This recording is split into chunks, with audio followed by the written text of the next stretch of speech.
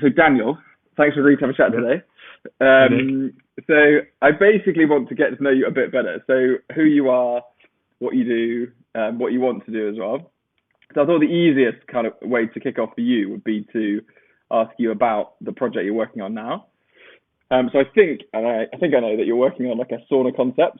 So it'd be great to hear a little bit more about what you're building with that and what your plans are with it.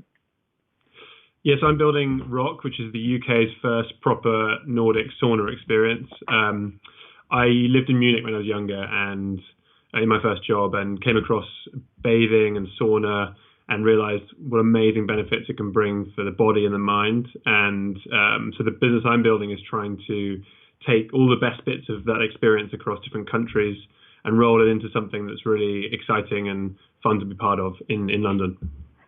And what stage are you at with it? Early design stage, so fundraising, Yeah. early rounds, investment, bringing on early members of the team. I think I probably started working on it more seriously about 6 months ago, maybe 7 months ago. But I've been thinking about the business for kind of 5 years, and it's just gathered momentum as I've spent more and more time on it. And I've also realised that now is the right time to launch this business. And so, yeah, I was going to say, like, so why now to launch this in terms of for you personally, and then in terms of for the market as well? Well, I just moved on from my previous business, Housed, which used to be called Air Sorted, in August, and so I've had some time I took some time away after that, and I had a chance to think about what I wanted to do with my life next, and I looked at maybe working for another company or starting different businesses, and having had some time, I decided that I really want to build something myself. Okay. And alone or with someone else, but certainly want to build something myself, and I'm willing to go through all of the ups and downs that brings. This business is something that I think combines like a natural passion with a need, and those two things can make for a successful venture. And then, do you think you'd be building like any old company that you'd thought of, or because you just mentioned, you'd be happy to build something by yourself or with other people, or do you think you're one of those people who gets their heart set on something, in this case maybe sauna, and then has to do that thing? I feel very connected to the mission with sauna because I think I've seen how powerful sauna culture can be across Europe and other parts of the world, and I'm very attached to the mission of bringing that culture to the UK, where I think we're well behind. Yeah. So this is certainly a business that I feel I have to do and want to do in my life, but also separately in considering other options. I came to the realization that this is also now like the right strategic time to launch the business. So yes, I knew that at some point I wanted to start this business, and circumstances and timing felt right now. Cool. And then if I'm like 2 years time, I'm walking down the street in London, and I look to my right and I see a big sign for Rock Sauna. Is that what it's called? Rock Ritual or Rock Sauna? Rock Nordic Bars. Rock Nordic Bars. Okay, so I see a big sign for Rock Nordic Bars. Cool plunge pools. So I see a big sign for Rock Hot Sauna Cool Plunge Pools, and I think, oh, that was that guy Daniel. And I walk in. What am I seeing? What am I experiencing when I walk in? So you're going to be walking into a mixed gender sauna studio, bit like spinning studios you might be familiar with, or like HIIT classes. But this is going to major on beautiful design. So you're going to immediately notice the little details have been thought through, and everything is going to be centered around hot cold bathing and that hot cold bathing cycle. So imagine like an iconic ice cold plunge centerpiece right in the middle of the room, and then a number of different saunas, maybe at different temperatures. Imagine like quite almost like amphitheater like saunas around an electric stove that you can really kind of sit there and contemplate. And once you're hot, you can go into the plunge. Or I also imagine like instead of one of those buckets, actually the whole ceiling just caving in vast quantities of cold water on you and showering you with invigoration. Okay, your face, it's nice. Your face like lights up when you talk about it. It's really nice to see. So you said you've obviously made progress, and you've got a name, you've got a concept, you've obviously started with it. what sort of people are you looking to join you now, and in what sort of capacity, or rather, what roles would they be having with you or in your company? I mean, so I guess I'm splitting it into the types of people I want involved in the project. There's three types. The first is people I'm going to work with directly on a day-to-day basis. So a co-founder or a really early members of the team, ideally a co-founder, like the earlier the better. Okay. And I think the support that I want from a co-founder, apart from all of the general help you get, critiquing each other's logic, balancing out each other's character strengths and weaknesses. In terms of like a skill set, I want someone who can channel some of the ideas I've got and has both the creative energy and experience to translate that into something tangible. So thinking like that, detailing exactly what this experience is from start to finish, from towel hooks to how the staff are going to hold the towels when they give them to you, how many towels you should have, should they be branded or shouldn't they be branded, someone who's going to own the relationship with the community, be that on social media channels or in brand building in general. So I think I see it as like a creative director type role, and mine being more of a sort of operations and finance, and maybe commercial relationships. So there's the co-founder, and then the second one is advisory, a group of advisors who are going to be there to support the business with timely advice, meaningful introductions, or help me work through whichever problem I've got going at that moment. And then finally, investors. So I'm hoping right now to bring together a group of investors who bring more than just the money, and who can be an advocate for the brand, but also be on top of the advisors, like really help me make good decisions. This is a really important stage of the business, finding the right site and creating that experience right first time is going to be a really good platform for the future. And what sort of time frame do you on with all of this? Are you like full steam ahead, go, or are you sort of doing it as and when, or? So I'm working full time on the project right now, and the speed of execution changes depending on what kind of external things are happening. Some days I can barely I don't get a second to think. Other days I'm sort of waiting on other people. That's a natural. I think that's a natural thing when you're building a business from scratch and working alone. I think once you're in a team, you can almost generate work for yourselves and prepare for things in a more strategic way. Okay, and then so I guess that's the easier bit. It's like fairly easy to talk about work and what we're doing with work. I guess I know you personally as like a kind, considered, very driven individual, but I've only known you for a few months. So I guess other than those things, and it's a difficult question to answer rather, like who is Daniel Scott? Like if your best friends were describing you to someone who just met you, what sort of things do you think they'd be saying about you? I think people would say that I'm pretty dependable, sort of straightforward, honest, frank person, and that frankness probably occasionally they find a bit weird, either because that's like insensitive or it's just bullish, I suppose. I'm someone who will make something happen, and if it's a good thing that's happening for everybody, or that I think is good for everybody, then I'll be quite determined to push that through. So, whether that's starting a business or getting something going or running a football club, I guess I've always been that person who pushes things forward, and takes slightly unusual directions, not like radical political activism or anything like that, but slightly contra to the normal flow. So I went and worked in Germany when I left university. I had studied German, but it was still pretty unusual to go and work in a different language in product marketing for telecoms business. It wasn't like going into the city, which a lot of my friends did, or were lawyers, etc.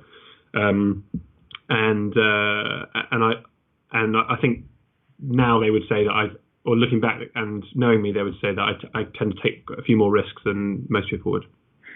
I remember when we first met, I asked you a similar question to that, and you said similar things in response, like, oh, occasionally I can be, I think you just said insensitive or frank or blunt and things like that.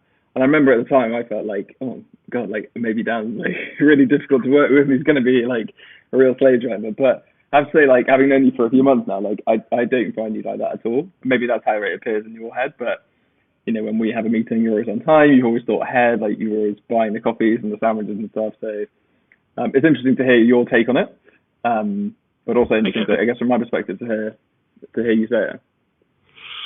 Yeah, well, thanks for reassuring me on some of those things. I think it's, I guess your impression of yourself is both your own understanding of yourself, but also what other people tell you, or maybe like how you perceive their reaction to what you've just said.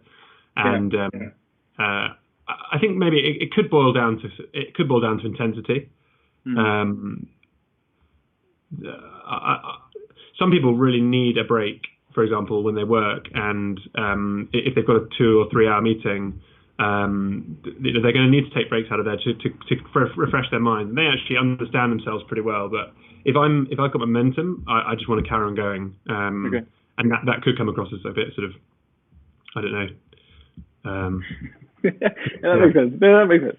So then, so we're having a chat in about 65 years' time, because I'm 35 now. So I'm 100, and you are however old you'll be in 65 years' time.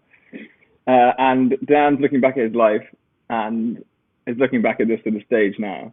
What sort of things do you think 100-year-old Dan is saying to you now in 2020? And like, what's he saying as advice? What's he saying as observations? What do you think you'd like to be looking back, thinking about now? Yeah, I hope that. Well, looking, I'm 100 years old, or 99 maybe. I'm looking back, and I think I hope that I would have had enough courage to take the risks that I thought were worth taking. Okay. Whether that's in life or in career or in work life. That I've also had not only the courage to take those risks, but also the discipline to follow them through and convert. It's a bit of a weird word, but like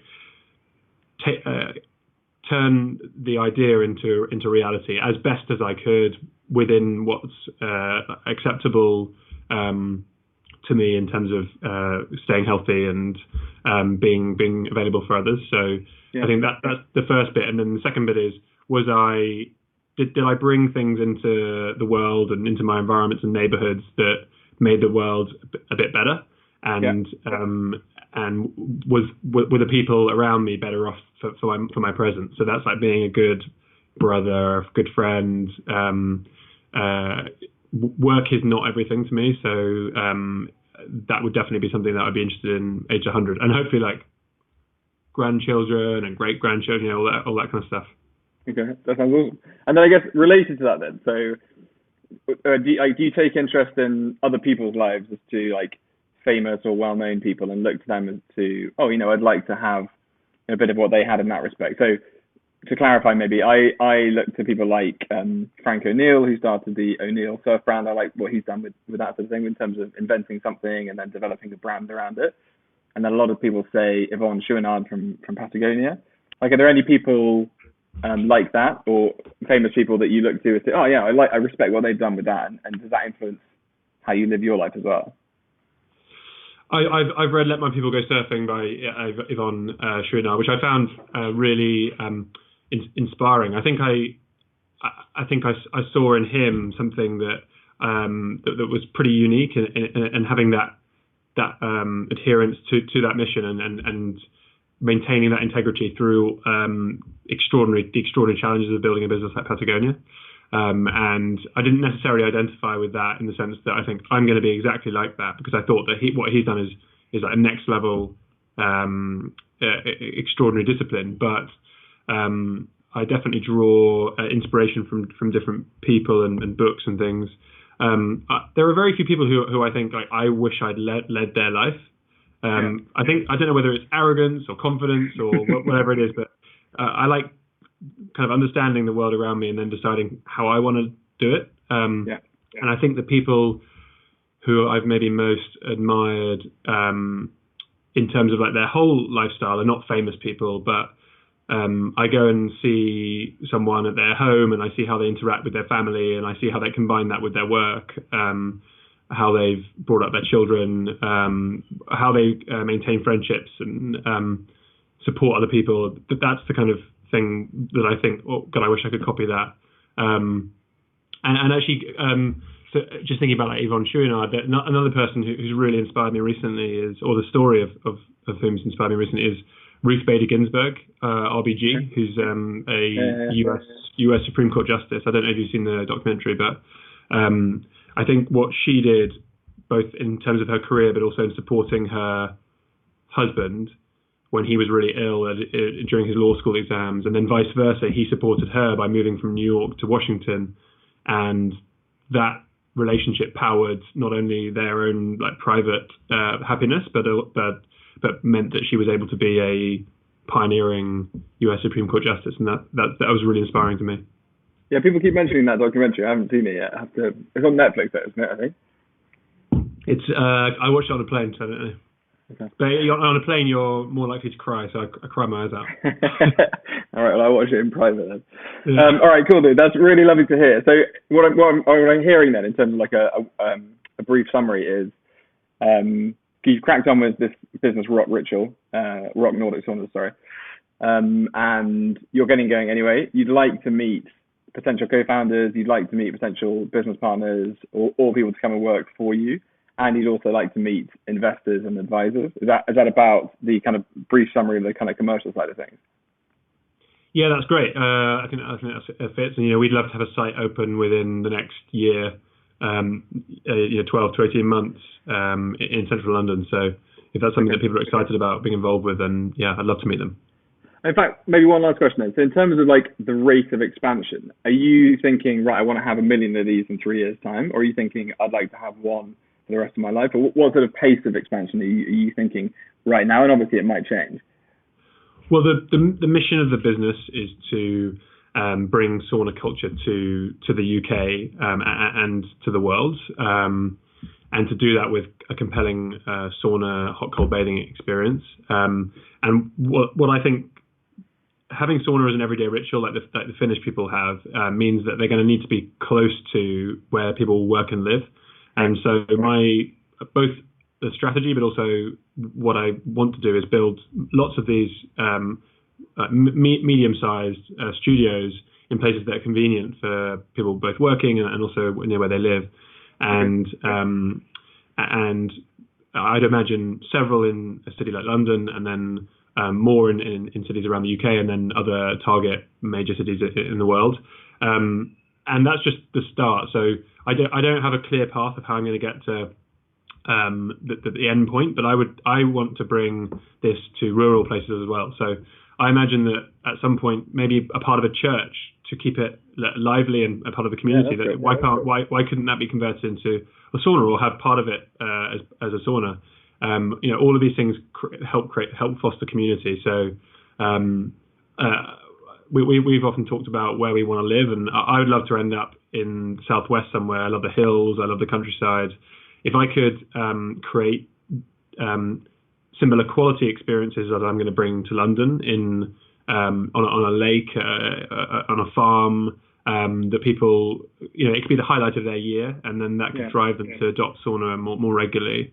That would be a good end goal. And this is like maybe a 10, 20, 30 year time horizon. But if people are receptive to what we're going to build, and we'll try to build something that's exciting, then I'll just keep going at it. Awesome. All right, dude. Thanks so much for your time. I'll speak to you again soon. Thanks. Sure, dude.